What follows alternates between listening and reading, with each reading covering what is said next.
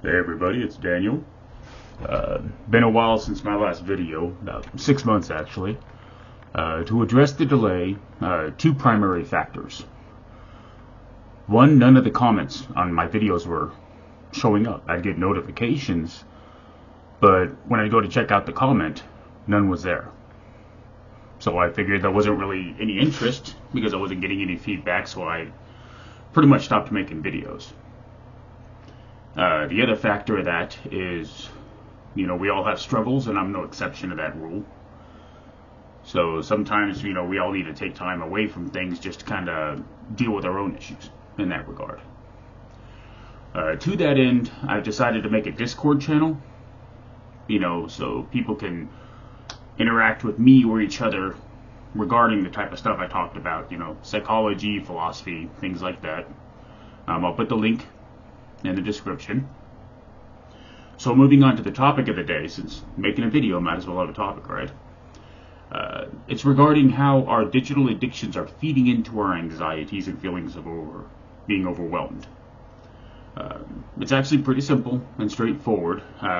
When you're dealing with, digital interactions such as video games or your social media or all these things, it causes a high level of stimulation in the mind. And this, of course, relates to a high level of stimulation to the body. So what ends up happening is during these times when you're playing on your phone or video games, you're also getting a high dopamine release, which is the reward chemical of the brain. And this is balancing out that intensity. So once you get off the device, you still have all this, what results in anxiety because of all the stimulation, but you're not getting that dopamine drip. And that tends to lead people to feeling overwhelmed. So all of a sudden it's just like, I'm excited, I'm anxious, what the heck? It doesn't feel good anymore. And this causes people to have a tendency to just jump right back into the game or the social media or something, seeking that dopamine release to try to balance out how they're already feeling. Now, to address this, we need to find better ways of addressing, the physical manifestation of that excitement. Personally, I'm a workout guy. I found that to work really well by working on a regular basis, stop such an excessive buildup.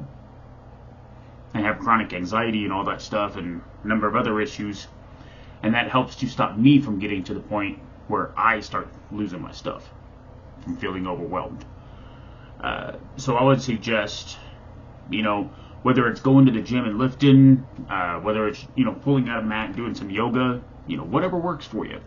But you need something physical to serve as an outlet for all this buildup of physical energy that we get interacting in this world. Now, when you're doing things like, regarding digital addiction, the amount of stimulation can be extremely high.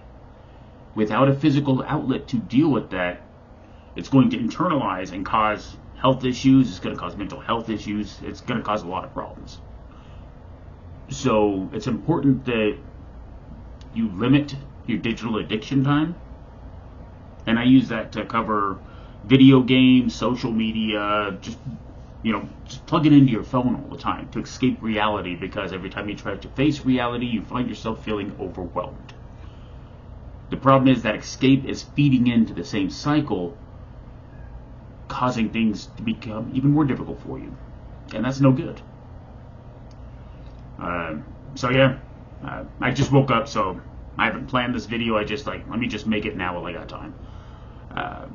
So basic points. It's still important to limit digital addiction time.